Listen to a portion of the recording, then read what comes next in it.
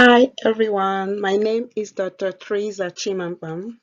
Today I'm continuing on our discussion on general inorganic chemistry.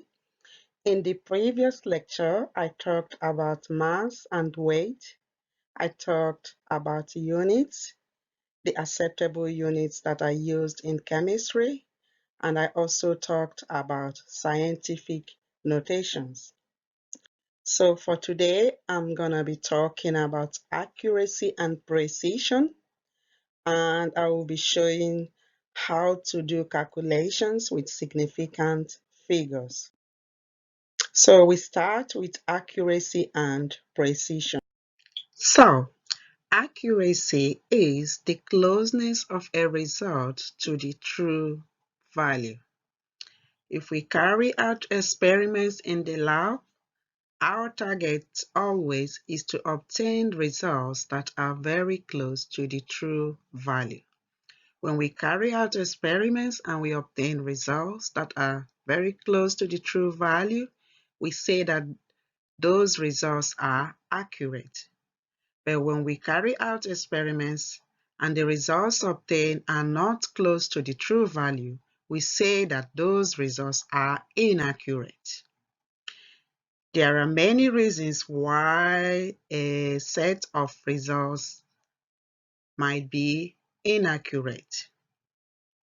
One reason might be due to human error.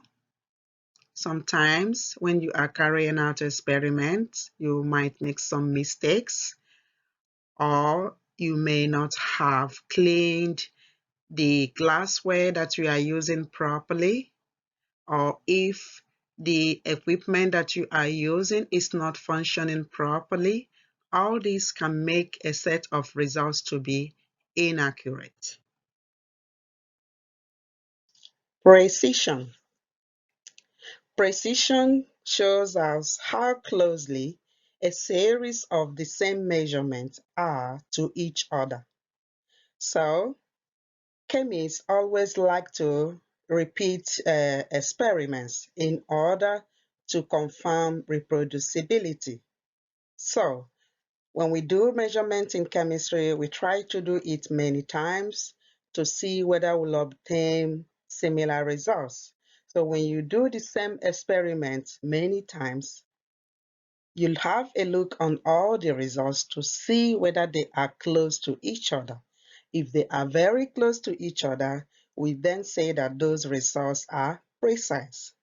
But if they are not close to each other, then they are not precise. So precision is how closely a series of the same measurements are to each other. So let's take a look and say which is accurate and precise. Remember, accuracy is the closeness of a given result to the true value.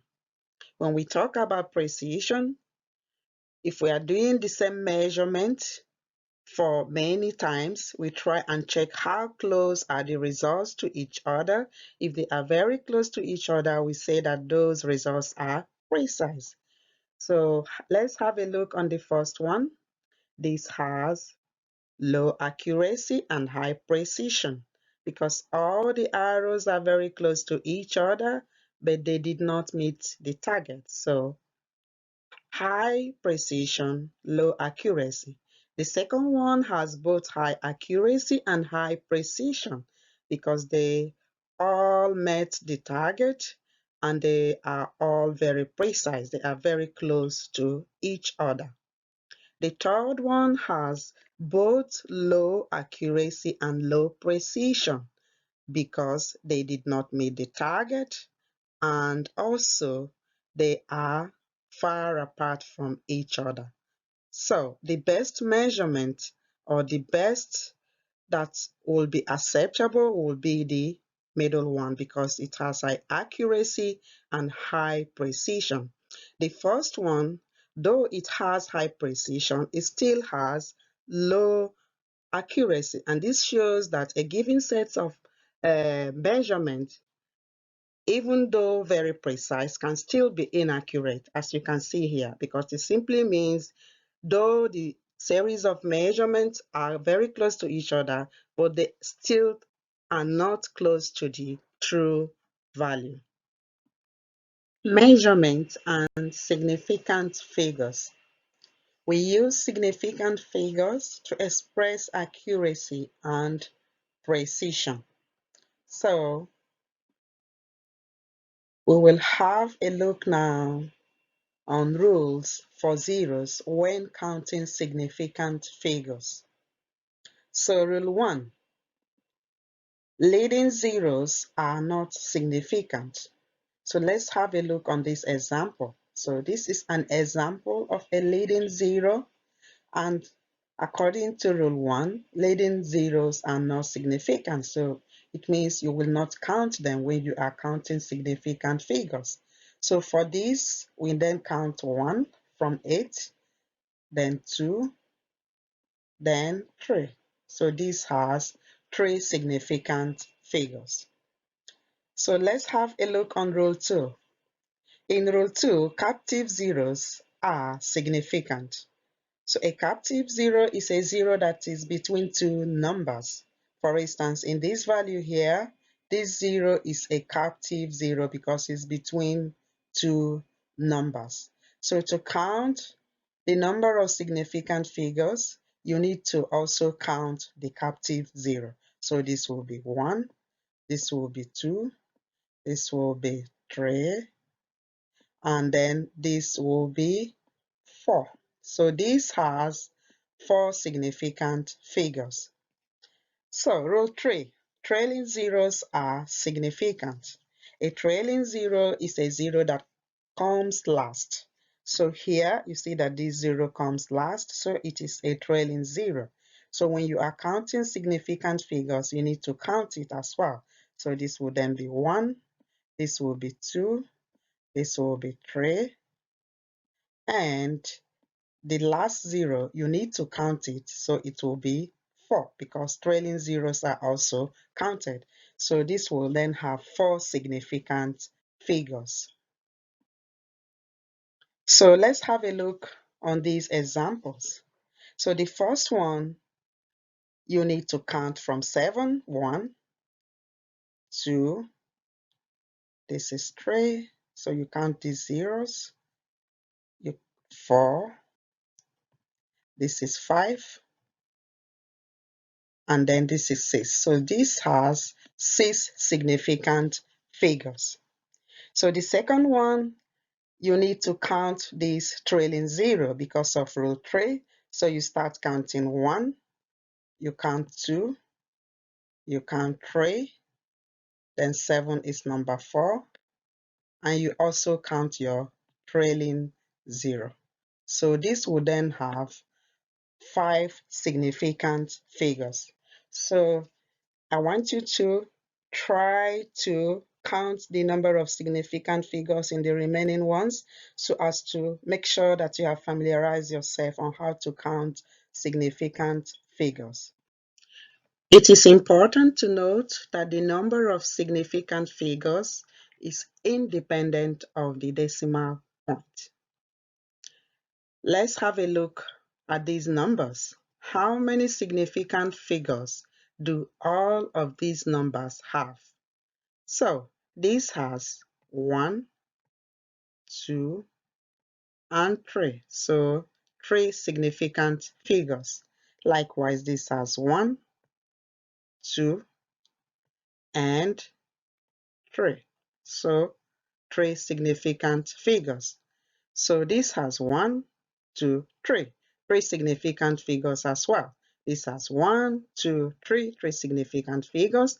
And this last one, remember, according to rule 1, leading zeros are not counted. So we will not be counting the 0. We simply count 1, we count 2, and then we count the third one, 3. So this has also 3 significant figures. So each of these numbers has 3 significant figures.